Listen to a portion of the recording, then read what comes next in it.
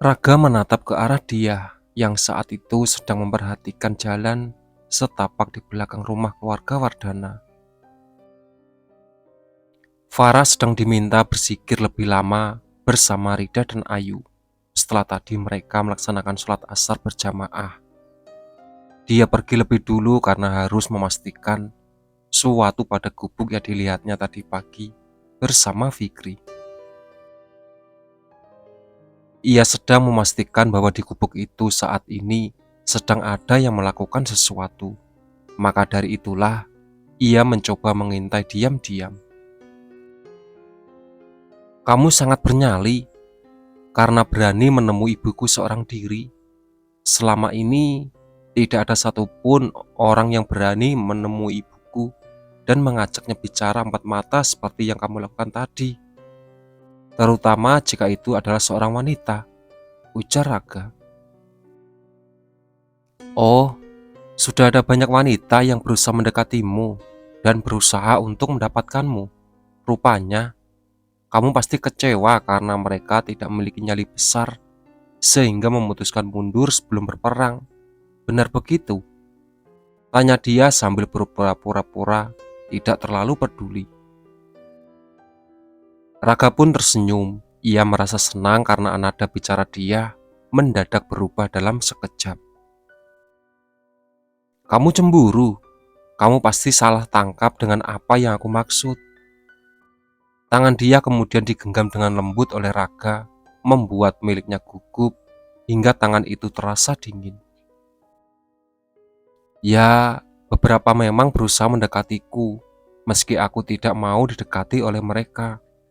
Tapi entah kenapa, mereka akhirnya berhenti sendiri karena takut menghadapi ibuku.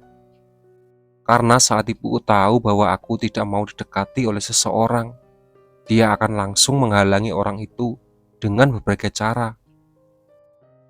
Dia tidak mau aku menjalani suatu hubungan karena terpaksa, terutama jika aku merasa tidak nyaman. Apakah menurutmu itu karena pengaruh ilmu penjerat yang mengikat diriku? Tanya Raga. Itu jelas pengaruh dari ilmu penjerat yang mengikatmu. Makhluk yang mendampingimu selalu berbisik agar kamu pengaruh termasuk wanita ada saat tertarik padamu. Ketika wanita itu menunjukkan ketertarikan padamu, maka dia akan membisik agar kamu tidak balas tertarik pada wanita itu. Tapi saat ada wanita yang membuatmu tertarik, tapi wanita itu tidak tertarik padamu, maka makhluk itu akan membisiki di telingamu agar kamu menaklukkannya menggunakan ilmu penjerat. Jelas dia. Tapi kamu tidak begitu kan? Kamu sudah menyukai sejak kita bertemu di Ekowista Mangrove. Begitu pula denganku. Lalu, kenapa makhluk itu masih membisik di telingaku untuk menggunakan ilmu penjerat agar kamu terjerat? Raga merasa bingung. Dia kini gantian tersenyum saat menatap ke arah Raga.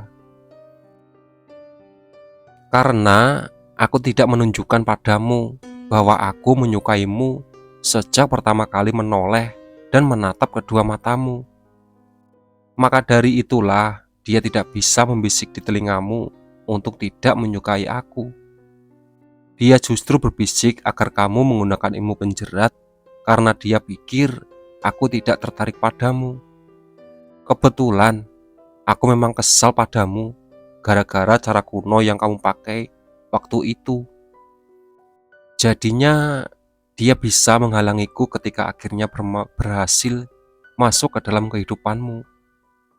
Maka dari itulah dia merasa marah dan membuatmu kehilangan kendali karena aku berhasil mencurigainya. Tapi dengan kamu mencurangi makhluk yang pembisik terus di telingaku, akhirnya kamu berhasil membantu aku lepas dari ilmu penjerat itu. Kalau kamu tidak mencuranginya dan tidak berhasil masuk dalam hidupku, aku pasti masih berada di lingkaran yang sama. Kalaupun gagal, aku masuk ke dalam hidupmu gara-gara makhluk itu berhasil membisik telingamu agar kamu membenciku. Aku akan tetap memaksa mendekati demi melepaskan ilmu penjerat itu dari hidupku. Sejak awal aku tidak berharap sama sekali bahwa kamu akan membalas perasaanku. Aku meminta maaf atas kejadian di Ekowasita Mangrove waktu bertemu kamu lagi. Hanya karena memang berniat ingin melenyapkan makhluk itu dari sisimu. Aku senang bisa mengenalmu. Aku senang bisa bertemu denganmu. Tapi aku tidak pernah berharap terlalu jauh, karena aku selalu berpikir bahwa hidupku tidak akan lama dan akan segera berakhir seperti anggota keluargaku yang lainnya akibat kutukan yang tidak bisa diakhiri. Aku hanya merasa senang karena terlalu aku bisa menyukai seseorang dan tahu bagaimana rasanya jatuh cinta, ungkap dia. Raga segera merangkul dia dengan lembut sehingga dia bisa bersandar pada pundak pria itu. Tolong, jangan pernah bicarakan soal kematian. Ibuku bilang, kamu meyakinkan dia untuk membiarkanmu melepaskan benda yang terikat di tanganku dengan satu kalimat. Sejak kapan nyawa seseorang tergantung pada benda seperti itu? Nyawa manusia itu ada di tangan Allah. Jadi sekarang, mari kita pikirkan hal yang sama dengan yang kamu pikirkan waktu itu. Sejak kapan nyawa seorang tergantung pada kutukan yang diucapkan oleh orang lain? Nyawa manusia itu ada di tangan Allah, dan jika belum waktunya, maka tidak ada yang bisa mengakhirinya. Aku benar kan? Dia pun mengangguk pelan. Ia masih bersandar pada pundak Raga dan sedang berharap yang sama dengan yang pria itu harapkan. Fikri melirik ke arah Zainal karena tahu bahwa Zainal sedang menatapnya dan tidak melakukan apa-apa ketika ragu merangkul dia, sehingga dia bisa bersandar di pundak Raga. Percayalah Zen, aku ingin sekali ceramah sejak tadi, tapi karena mereka membahas soal kematian, ya mungkin saja masih mengintai kehidupan non dia. Lidahku rasanya jadi keluh dan sulit untuk mengucapkan apapun kepada mereka. Kamu tahu betul kalau non dia sudah kuanggap seperti adikku sendiri selama ini. Aku tidak pernah membayangkan bagaimana kalau sampai terjadi apa-apa padanya. Entah bagaimana menyakitkan hal itu bagiku, Sen. Aku tidak berani memikirkan, bisik Fikri. Aku paham kok, makanya aku gak mau ngomong apa-apa sejak tadi. Membahas hal itu jelas akan membuat kamu semakin tidak tenang saat dia berada di hadapanmu. Lagi pula, aku saat ini sedang tidak ingin menegur siapapun. Aku lebih ingin tahu soal perasaanmu. Tadi pagi, dia chat aku. Katanya kamu mengakui kalau kamu suka sama Farah, tapi tidak berharap lebih karena perkara kasta. Benar begitu? Tanya Zainal. Apakah ponselnya non dia harus aku buang secara diam-diam ya? Kok sejak dia punya nomor ponselmu, rasanya aku jadi gak bisa punya rahasia? Gemas Fikri. Oh, itu ternyata adalah berita yang benar dan kamu berusaha merahasiakannya. Lalu, apakah Farah sudah tahu soal perasaanmu terhadapnya? Kan judulnya rahasia, Sen. Kalau Farah tahu soal perasaanku, itu bukan rahasia dong. Cobalah untuk tidak membuat darah tinggi, Sen. Ya Allah, kenapa harus sekompak itu dengan Ayu sih? Dalam urusan membuat orang lain darah tinggi, gerutu Fikri. Sekarang sepertinya isi hatimu sudah tidak bisa jadi rahasia lagi, Nak Fikri. Soalnya saya dan ayahnya Farah sudah mendengar langsung pengakuanmu soal perasaanmu terhadap Farah. Tegur Yunus yang ternyata sejak tadi ada di belakang kedua pria itu. Deden tiba-tiba di rumah langsung mendapat wajah cemas dari Yulita. Rusdi belum juga dihubungi, ponselnya masih saja tidak aktif, meski sudah berapa jam berlalu. Bapak pergi bawa motor, Bu? Tanya Deden. Enggak, Den. Bapakmu pergi tanpa membawa motornya. Itu motornya dia simpan di garansi, jawab Yunita. Terus, tadi ibu bilang bapak pulang dengan wajah marah. Bapak tidak bilang apa-apa pada ibu soal apa yang membuatnya marah. Enggak sama sekali. Waktu ibu tanya, jawabannya bapak hanya tidak apa-apa, Bu. Dan jangan banyak tanya. Diam saja di rumah seperti biasa dan menunggu sampai Deden pulang kerja. Aku pergi dulu. Ada urusan yang harus segera diurus. Begitu katanya. Setelah itu, tidak ada kabar lagi dan ponselnya tidak aktif sampai sekarang. Jelas Yunita. Deden tampak kebingungan dengan apa yang baru saja disampaikan oleh ibunya. Pria itu berpikir keras soal kemarahan bapaknya yang terpicu oleh sesuatu. Sebelum pulang dengan wajah marah, bapaknya memang pergi kemana? Bapak bilang sama ibu. Iya, dia bilang mau ke rumah keluarga Prawira dan setelah itu mau ke rumah Pak Lurah. Kalau begitu, ibu terus saja coba hubungi bapak. Aku pergi dulu ke rumah keluarga Prawira, ujar Deden. Deden benar-benar melangkahkan kaki ke rumah keluarga Prawira.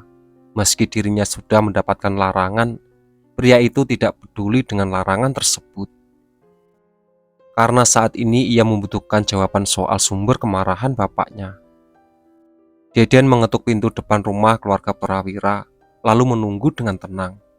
Tidak berapa lama kemudian, pintu rumah itu terbuka dan Eman keluar untuk menemuinya. Assalamualaikum Pak Eman, sapa Deden. Waalaikumsalam, mau apa lagi kamu kesini? Kamu sudah diberi larangan untuk datang ke sini oleh Nondia secara langsung. Kenapa masih juga berani datang? Tanya Eman, tanpa menaikkan nada bicaranya. Itu Pak Le, aku ingin tanya soal bapakku. Kata ibuku, tadi bapakku kesini. Lalu setelah itu dia pulang dengan wajah marah. Sekarang bapakku belum pulang dan ibuku gelisah sekali di rumah. Ponselnya juga tidak aktif sejak tadi. Bapak pergi begitu saja dalam keadaan marah dan tidak bawa motor. Jadi aku mau tanya pada Pak Le, apakah ketika bapakku kesini ada hal yang membuat kesal atau marah? Eman teringat dengan pembicaraan antara Rusdi dan dia. Rusdi mungkin merasa kesal karena dia memberani memerintah ketegasan soal batasan antara keluarga mereka dan keluarga Pramira. Hal itulah yang mungkin membuat Rusdi pulang dengan penuh amarah. Bapakmu tadi memang datang ke sini, tapi membicarakan antara kami hanya berputar soal keadaan beberapa orang warga di desa ini yang katanya berhak menerima bantuan. Tidak ada yang lain. Jelas Eman tanpa membicarakan soal pembicaraan Rusdi dan dia.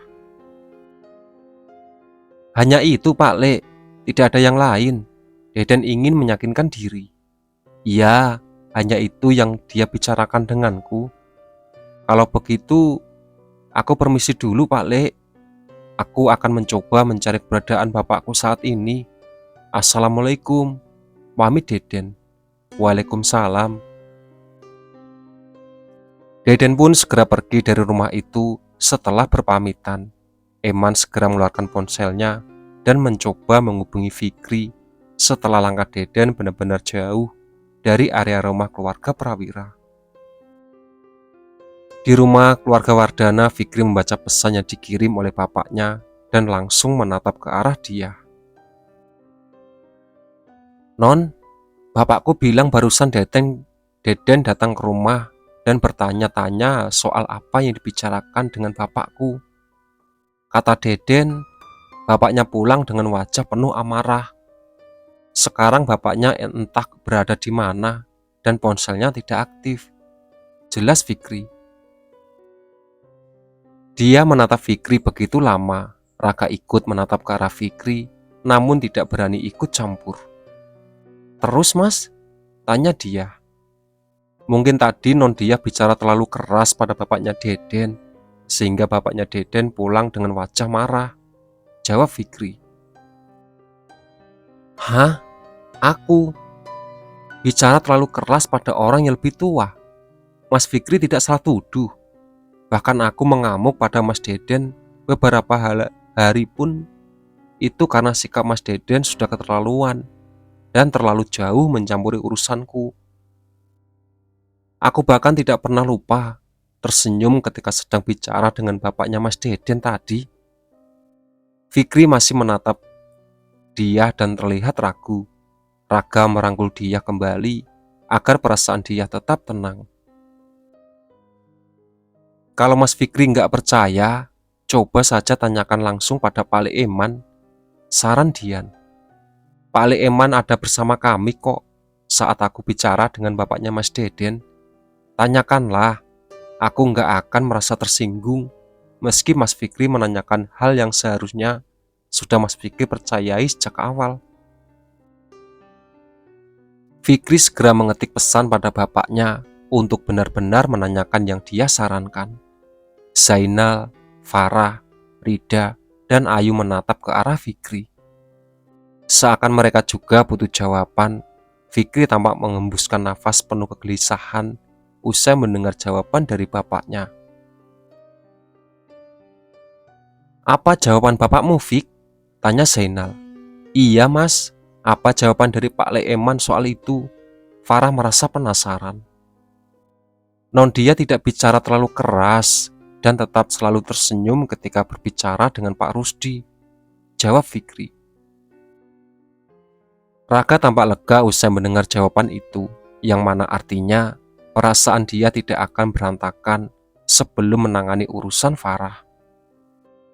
Dia segera menuntun tangan Farah agar ikut dengannya menuju ke dalam rumah. Raka pun mengikuti langkah mereka berdua.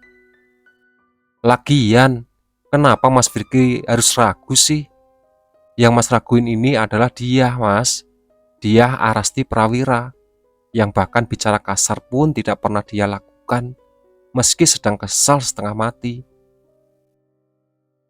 Dia hanya akan marah jika merasa sudah sangat terganggu, ujar Rida. Bukan ragu, nda. Aku hanya tidak mau non dia menjadi sasaran kemarahan Deden. Apalagi terjadi sesuatu pada bapaknya sebentar lagi. Kalian harus ingat bahwa kita saat ini baru akan menghadapi proses awal untuk menghilangkan tanda wajah di wajah Farah. Kalau hal itu berhasil, artinya sebentar lagi Pak Rusdi akan tersulut emosi dan masalah baru akan segera muncul, seperti yang non dia duga. Lalu, kalau pada akhirnya Pak Rusdi bicara pada Deden bahwa non dia adalah orang yang menyulut emosinya, apakah Deden tidak akan menyudutkan non dia dan menyalahkannya? Apa kalian tidak berpikir sampai ke situ? Tanya Fikri. Mas Fikri benar soal itu, tapi meragukan dia juga bukan hal yang bisa kami benarkan. Dia tidak akan melanggar adab dan tata krama manapun harus demi bisa memberi peringatan pada seorang, Mas. Mas Fikri pun harus paham soal dia, melebihi kami yang tidak tinggal satu rumahnya dengannya, saran Ayu. Tuh, dengar baik-baik. Sarannya Ayu jelas harus kamu dengar baik-baik, Fik. Sarannya sangat. Halah, nggak usah banyak memuji Ayu, Mas Zain. Halalin cepat kalau memang benar-benar serius, omel Rida yang tidak ingin melihat keromantisan dengan bentuk apapun di depannya. Rusdi telah mempersiapkan segalanya seperti yang sudah dia duga. Rusdi tidak tahu kalau dia sengaja memancing amarahnya melalui pembicaraan empat mata yang terjadi di halaman rumah keluarga Prawira. Diam-diam dia telah mencuri kecek beberapa hari lalu. Kecurigaannya terhadap Rusdi membuat dia terus saja memutar otak agar berhasil menggoyahkan topeng yang Rusdi pakai selama ini. Laki-laki itu hanya selalu berpura-pura sabar, berpura-pura simpati pada hidup dia yang kini tinggal sebatang kara. Namun kepura-puraannya itu sama sekali tidak membuat pikiran dia menjadi bias. Kecurigaannya dia dimulai ketika dirinya menghadapi genderuwo yang datang ke lantai 2 dari rumahnya. Saat itu hanya Rusdi seorang yang tidak terlihat kaget dan kemampuan dia. Seakan laki-laki itu sudah tahu karena sudah lama mengawasi dia melalui makhluk-makhluk suruhannya. Rusdi sendiri saat ini tetap berpegang teguh dengan ambisinya. Meski dia sudah menegaskan soal batasan antara keluarga dan keluarga Prawira, tetap saja Rusdi tidak ingin mundur dari apa yang sudah dia harapkan selama bertahun-tahun. Laki-laki itu tidak ingin ada yang gagal lagi di dalam hidupnya setelah apa yang dia inginkan gagal berkali-kali. Rusdi merasa jika tujuannya harus segera terwujud melalui dia. Ia tidak boleh berlama-lama membiarkan dia tetap dekat dengan Raga. Baginya tidak boleh keluarga Prawira kembali memiliki hubungan baik dengan keluarga Wardana seperti masa lalu. Ia tidak akan membiarkan hal itu terjadi, karena entah mengapa dirinya merasa marah jika mengingat betapa dekatnya hubungan baik antara dua keluarga tersebut. Terutama soal kedekatannya antara almarhum Abdi dengan Rosa dan Safira. "Assalamualaikum Mas Abdi," sapa Safira. Abdi langsung berhenti membaca buku di teras belakang rumahnya dan tersenyum saat itu kalau Safira dan Rosa datang untuk berkunjung. Rusdi hanya bisa mengikuti kedua wanita itu karena dirinya memang bekerja pada keluarga Wardana dan diminta untuk menjaga Rosa dan Safira. "Waalaikumsalam adik-adik Mas yang cantik. Apakah kalian datang ke sini hanya bertiga?" tanya Abdi seraya tersenyum ramah. "Iya Mas, kami hanya datang bertiga ke sini. Bapak dan Ibu akan menyusul nanti setelah mengurus beberapa hal," jawab Rosa. "Kalau begitu, ayo duduk di teras bersama aku.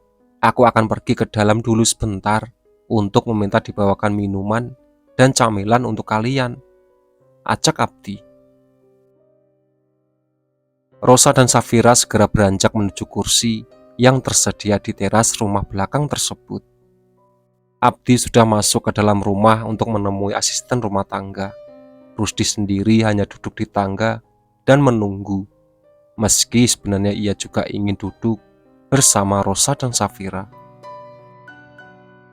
Namun hal itu jelas tidak bisa dilakukan karena Safira akan mengatakan pada Sutomo dan Winarti bahwa dirinya tidak menempatkan diri ketika berada di rumah orang lain.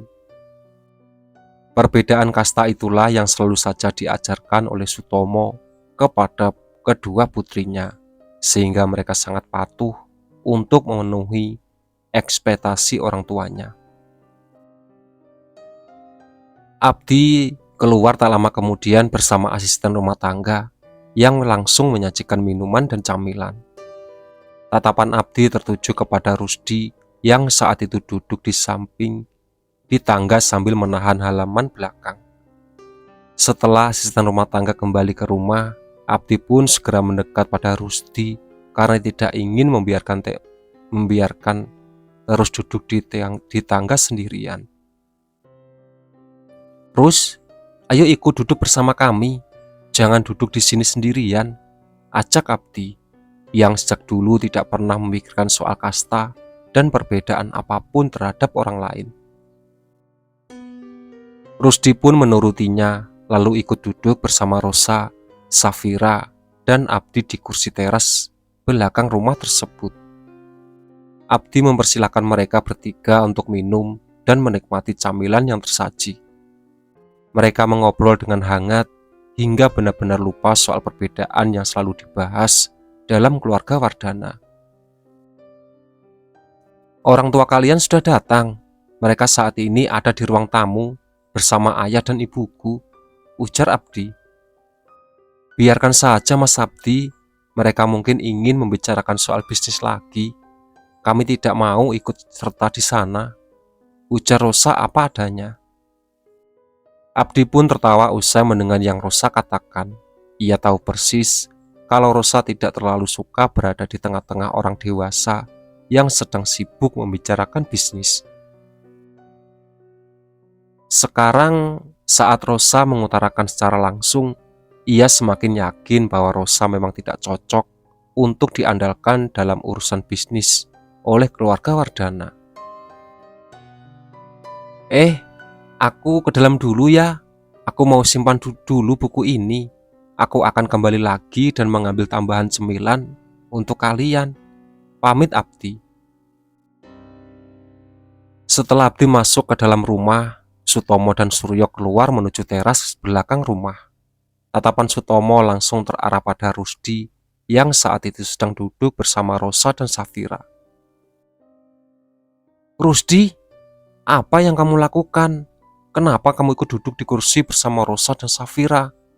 Tanya Sutomo begitu marah. Itu Pak, Mas Rudi tadi.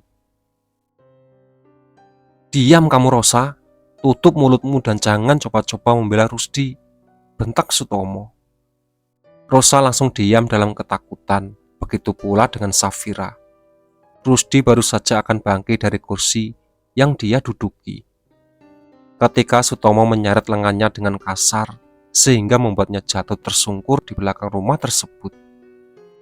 Suryo begitu kaget dengan tindakan Sutomo terhadap Rusdi. Abdi yang baru saja keluar dari rumah pun sama kagetnya dengan segera meraih tubuh Rusdi agar ia bisa bantu berdiri. Pak Lek Tomo kenapa kasar sekali? Kenapa Pak Lek sampai membanting Rusdi seperti barusan? Tanya Abdi tidak bisa menyembunyikan rasa marahnya. Itu karena dia sudah bertindak kurang ajar. Dia berani ikut duduk bersama Rosa, Safira, dan kamu di meja itu. Padahal dia hanya seorang pembantu. Jawab Sutomo tegas. Aku yang menyuruh Rusdi ikut duduk bersama kami. Aku tidak bisa membiarkan duduk sendirian di tangga. Sementara kami duduk bersama di kursi teras. Andai Eman saat ini sedang sibuk membantu ibunya di dapur. Aku pun akan meminta Eman untuk ikut duduk bersama kami agar Rusdi tidak merasa canggung. Sejak kapan ada peraturan yang melarang seorang pembantu duduk di tempat yang sama dengan majikannya? Memangnya pembantu bukan manusia sehingga harus diperlakukan dengan kejam seperti itu? Abdi benar-benar murka setelah mendengar jawaban yang Sutomo berikan. Ia marah dan tidak bisa berusaha menyembunyikan kemarahannya, meski tahu kalau Sutomo adalah teman dekat ayahnya. Suryo sama sekali tidak berkomentar dan hanya melayangkan tatapan kecewa kepada Sutomo. Sejak hari itu, Rusdi menaruh dendam dan berambisi untuk mendapatkan Rosa. Meski Abdi sudah membelanya habis-habisan, ia ingin membalas dendam pada Sutomo atas sikap kejamnya yang berhasil membuat Rusdi merasa malu. Ingatan masa lalu itu sulit untuk dihapus dari pikiran Rusdi. Laki-laki itu terus mengingatnya sampai detik ini. Sekarang dia adalah senjataku untuk membalas dendam. Raga harus merasakan penderitaan karena dia tidak akan bisa memiliki dia. Dia hanya akan dimiliki oleh putraku Deden, tegas Rudi sambil menatap ke arah rumah keluarga Wardana dari dalam gubuk miliknya.